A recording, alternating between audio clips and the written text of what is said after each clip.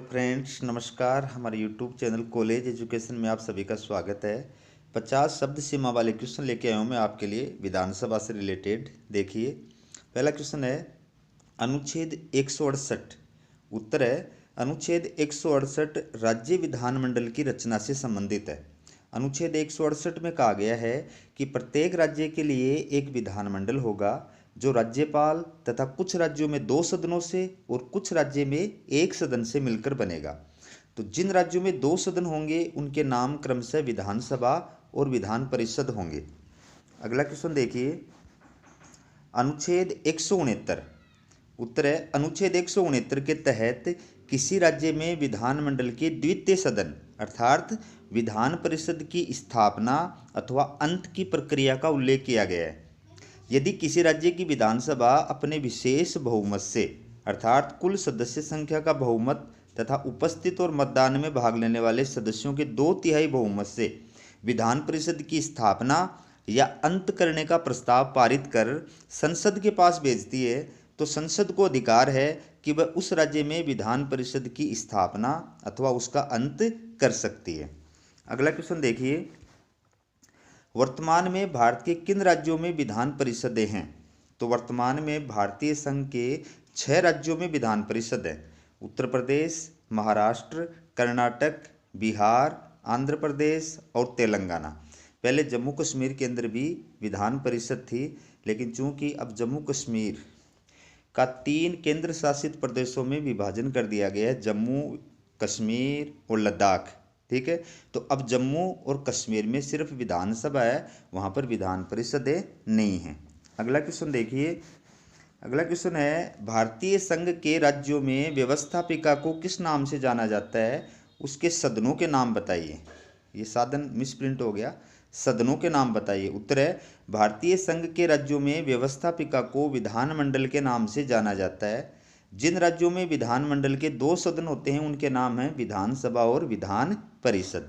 जैसे राजस्थान के अंदर विधानमंडल का एक ही सदन है, तो उसका क्या नाम है? विधानसभा। अपने आप विधान परिषद नहीं है। यद्यपि अनुच्छेद 169 के तहत राज्य की विधानसभा के द्वारा विधान परिषद की स्थापना का प्रस्ताव पारित करके केंद्र सरकार के पास में यानी संसद के पास में भेजा हुआ है, लेकिन संसद ने अभी तक उसका अनुमोदन नहीं किया है। अगला क्वेश्चन देखिए, विधानसभा का गठन किस प्रकार होता है? तो उत्तर है संविधान के अनुच्छेद 170 के अनुसार राज्य की विधानसभा के सदस्यों की अधिकतम संख्या 500 और न्यूनतम संख्या 60 हो सकती है। ठीक है, चुनाव के लिए प्रत्येक राज्य को भौगोलिक आधार पर अनेक निर्वाचन क्षेत्रों में विभाजित कर दिया जाता है। विधानसभा का चुनाव लड़ने वाले व्यक्ति की न्यूनतम आयु 25 वर्ष निर्धारित है और विधानसभा सदस्यों का चुनाव जनता द्वारा प्रत्यक्ष रूप से और साधारण बहुमत पद्धति द्वारा किया जाता है। साधारण बहुमत पद्धति का मतलब ये है कि जैसे एक निर्वाचन क्षेत्र है, उसमें 5 उम्मीदवार चुनाव लड़ रहे हैं, तो उनमें जो सबसे ज़्यादा वोट प्राप्त करता है उसको विजेता घोषित कर दिया जाता है। अगला क्वेश्चन है विधानमंडल का सदस्य होने के लिए व्यक्ति में क्या क्या योग्यताएं होनी चाहिए? यहाँ पर 3 क्वेश्चन एक साथ याद हो गए। विधानमंडल का सदस्य होने के लिए योग्यताएं, या विधानसभा का सदस्य होने के लिए योग्यताएं, या विधान परिषद का सदस्य होने के लिए योग्यताएं। तो देखिए, विधानमंडल की सदस्यता के लिए व्यक्ति में निम्नलिखित योग्यताएं होनी चाहिए। पहला है वो भारत का नागरिक हो। अगर विधानसभा की योग्यताएं पूछ रही है तो आप क्या लिखोगे कि विधानसभा का चुनाव लड़ने के लिए उसकी आयु कम से कम 25 वर्ष हो। अगर विधान परिषद के लिए योग्यताएं पूछी गई है तो लिखोगे कि विधान परिषद का चुनाव लड़ने के लिए उसकी आयु कम से कम 30 वर्ष हो। और अगर विधानमंडल का सदस्य होने के लिए योग्यताएं पूछी गई है तो फिर ये पूरी लाइन लिखनी है कि विधानसभा का चुनाव लड़ने के लिए उसकी आयु कम से कम 25 वर्ष होनी चाहिए तथा विधान परिषद का चुनाव लड़ने के लिए कम से कम 30 वर्ष आयु होनी चाहिए। ठीक है, फिर है वह भारत सरकार या राज्य सरकार के अधीन किसी लाभ के पद पर नहीं हो, वह पागल या दिवालिया नहीं हो, और वह संसद या राज्य विधानमंडल द्वारा निर्धारित शर्तों को पूरा करता हो। ठीक है, अगला क्वेश्चन है विधानमंडल के सदस्यों की सदस्यता का किन परिस्थितियों में अंत हो सकता है? अब अपने यहाँ विधानसभा है तो ये क्वेश्चन ऐसे आएगा कि विधानसभा के सदस्यों की सदस्यता का किन परिस्थितियों में अंत हो सकता है? तो दोनों का एक ही मतलब है। ठीक है, तो पहला, यदि वह राज्य विधानमंडल के दोनों सदनों या राज्य विधानमंडल और संसद के लिए निर्वाचित हो जाता है तो उसकी एक सदन की सदस्यता का अंत हो जाता है। मतलब कोई व्यक्ति है, यदि वो विधानसभा का भी सदस्य बन गया और विधान परिषद का सदस्य बन गया तो भी उसकी एक सदन की सदस्यता समाप्त हो जाएगी। या दूसरे तरीके से अगर वो मान लो विधानसभा का सदस्य बन गया, मतलब एमएलए भी बन गया, और विधान संसद का सदस्य बन गया, मतलब एमपी भी बन गया, तो फिर उसको एक सदन की सदस्यता से त्यागपत्र देना पड़ेगा। दूसरा, यदि कोई सदस्य सदन की आज्ञा के बिना सदन की बैठकों में लगातार 60 दिन तक अनुपस्थित रहता है। तीसरा है, यदि वह निर्वाचित होने के पश्चात सदस्यता के लिए निर्धारित योग्यता से वंचित हो जाता है। मतलब जब चुनाव लड़ा था तो मान लीजिए, सपोज करो आप कि वो पागल नहीं था, लेकिन चुनाव जीतने के बाद कुछ टाइम के बाद वो पागल हो गया, तो क्या हो जाएगा, वो अयोग्य हो जाएगा। अगला है, यदि वह दल बदल कानून के तहत अयोग्य घोषित हो जाता है तो इन परिस्थितियों में उसकी विधानसभा की या विधानमंडल की सदस्यता समाप्त हो जाती है। अगला क्वेश्चन देखिए, दल बदल कानून के तहत किन परिस्थितियों में विधानमंडल के सदस्यों की सदस्यता समाप्त हो जाती है। तो एक तो 52वां संविधान संशोधन 1985 किया गया था, ठीक है। एक 51वां संविधान संशोधन 2003 किया गया था। इन दोनों संविधान संशोधनों के द्वारा दल बदल कानून बनाया गया था, ठीक है। तो इन कानूनों के अंतर्गत जो प्रावधान किए गए हैं उसके आधार पर किन परिस्थितियों में सदस्यता समाप्त हो जाती है। तो देखिए, पहला, यदि कोई सदस्य चुनाव जीतने के बाद अपनी पार्टी को छोड़कर अन्य पार्टी में शामिल हो जाता है। दूसरा, यदि कोई सदस्य सदन में पार्टी द्वारा अधिकृत व्यक्ति के निर्देशों के प्रतिकूल अनुपस्थित रहता है या मतदान करता है। तीसरा, यदि निर्दलीय रूप से निर्वाचित सदस्य किसी पार्टी में शामिल हो जाता है, और या यदि कोई मनोनीत सदस्य शपथ लेने के बाद 6 माह की अवधि में किसी राजनीतिक दल में शामिल हो जाता है। तो इन आधारों पर दल बदल कानून के तहत वो व्यक्ति क्या हो जाता है, अयोग्य हो जाता है। अगला क्वेश्चन है, विधानसभा अध्यक्ष को पद से कैसे हटाया जा सकता है, ठीक है। तो विधानसभा अध्यक्ष को विधानसभा सदस्यों द्वारा अपने बहुमत से स्वीकृत प्रस्ताव के आधार पर पद से हटाया जा सकता है। निर्वाचन भी विधानसभा सदस्यों द्वारा ही किया जाता है, तो हटाने का कार्य भी विधानसभा सदस्यों द्वारा ही किया जाता है। किंतु इस प्रकार के प्रस्ताव की सूचना 14 दिन पूर्व अध्यक्ष को देना आवश्यक है। यानी विधानसभा अध्यक्ष को हटाने का प्रस्ताव 14 दिन पहले जो है वो सदन में प्रस्तुत किया जाता है, अध्यक्ष को उसकी सूचना देनी पड़ती है, और उसके पश्चात अगर उसको अपने बहुमत से प्रस्ताव पारित कर देती है विधानसभा तो पद से हटाया जाता है। अगला है, दोस्तों ये क्वेश्चन लिखने में मिस प्रिंट हो गया मेरे से, मैं इसके लिए माफ़ी चाहता हूँ। तो इस क्वेश्चन की जगह आपको क्या पढ़ना है, इस क्वेश्चन की जगह आपको ये पढ़ना है कि विधानसभा अध्यक्ष की शक्तियाँ बताइए। विधानसभा अध्यक्ष क्या क्या कार्य करता है, ठीक है। पहला है, विधानसभा की बैठकों की अध्यक्षता करना तथा सदन की कार्यवाही का संचालन करना। दूसरा है, सदन में शांति और व्यवस्था बनाए रखना।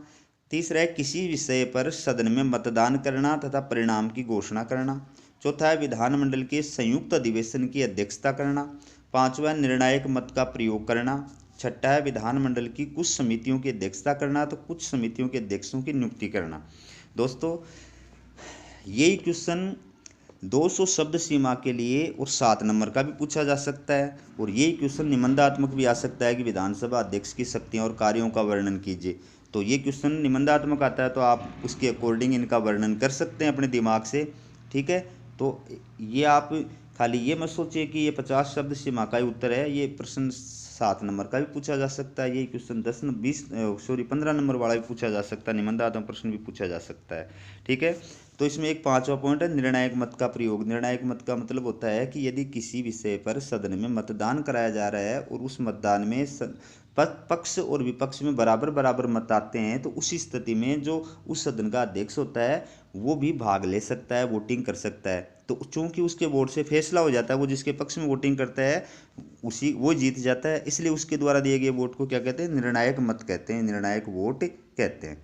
अगला क्वेश्चन देखिए, अगला क्वेश्चन है, विधान परिषद की रचना कैसे होती है। उत्तर है, अनुच्छेद 171 के तहत राज्य की विधान परिषद के सदस्यों की संख्या उस राज्य की विधानसभा के सदस्यों की संख्या का 1/3 से अधिक नहीं हो सकती। विधान परिषद के लगभग 5/6 सदस्य अप्रत्यक्ष रूप से खुले मतदान द्वारा विभिन्न निर्वाचक मंडलों, अब कौन कौन से निर्वाचक मंडलों से चुने जाते हैं सदस्य, देखिए, स्थानीय संस्थाओं का निर्वाचक मंडल, विधानसभा सदस्यों का निर्वाचक मंडल, स्नातकों का निर्वाचक मंडल और अध्यापकों का निर्वाचक मंडल आदि द्वारा निर्वाचित किए जाते हैं, और शेष 1/6 सदस्य राज्यपाल द्वारा मनोनीत किए जाते हैं। तो ये 1 2 3 4 5 तो हो गए निर्वाचक मंडल। इन निर्वाचक मंडलों द्वारा विधान परिषद के 5/6 सदस्यों को चुना जाता है, खुले मतदान के द्वारा चुना जाता है, ठीक है। और शेष जो सदस्य बच गए 1/6 वो राज्यपाल द्वारा मनोनीत किए जाते हैं शिक्षा, कला, सहकारिता, समाज सेवा, विज्ञान, इन क्षेत्रों में से। अगला क्वेश्चन देखिए, अगला क्वेश्चन है विधानमंडल की कार्य प्रणाली बताइए। यहाँ पर विधानसभा की कार्यवाही भी आ सकती है, दोनों का एक ही मतलब है। तो उत्तर देखिए, प्रत्येक वर्ष राज्य विधानमंडल के या राज्य विधानसभा के कम से कम 2 अधिवेशन अवश्य होते हैं। सामान्य रूप से एक वर्ष में विधानसभा का या विधानमंडल के 3 अधिवेशन होते हैं। संविधान में कहा गया कि एक अधिवेशन की अंतिम बैठक और दूसरे अधिवेशन की पहली बैठक के बीच 6 माह से अधिक का अंतर नहीं होना चाहिए। विधानमंडल या विधानसभा के सदनों की बैठक बुलाने और स्थगित करने का कार्य राज्यपाल द्वारा किया जाता है। विधानमंडल या विधानसभा के सदस्यों की गणपूर्ति 10 सदस्य या कुल सदस्य संख्या का 1/10 सदस्य जो भी अधिक हो होती है। गणपूर्ति का मतलब है कि वह न्यूनतम सदस्य संख्या जो सदन में उपस्थित होना जरूरी है। अगर उतने सदस्य उपस्थित नहीं होंगे तो सदन की कार्यवाही का संचालन नहीं हो सकता। और लास्ट क्वेश्चन है दोस्तों, राज्य विधानमंडल की शक्तियां तथा कार्य बताइए। यहाँ पर विधानसभा की शक्तियां पूछी जा सकती हैं, दोनों का एक ही मतलब है, चाहे विधानमंडल की शक्तियां पूछ लो और चाहे विधानसभा की शक्तियां बोल दो, ठीक है। तो पहला कानून निर्माण संबंधी कार्य, दूसरा है कार्यपालिका संबंधी कार्य, तीसरा है वित्त संबंधी कार्य, चौथा है निर्वाचन संबंधी कार्य और पांचवा संविधान संशोधन संबंधी कार्य। तो दोस्तों ये वीडियो कैसा लगा कमेंट करके ज़रूर बताएं। अगर वीडियो पसंद आए तो लाइक और शेयर करें, चैनल को सब्सक्राइब करना नहीं भूलें। अगर आप कंपटीशन एग्जामों की तैयारी कर रहे हैं तो हमारा दूसरा यूट्यूब चैनल है शेखावाटी लेक्चर, ठीक है। आप उसको एक बार चेक जरूर करें, वीडियो एक बार ज़रूर देखें, आपको पता चलेगा कि किस प्रकार की वीडियो उसमें डाले गए हैं। हमारा वीडियो देखने के लिए आपका बहुत बहुत धन्यवाद।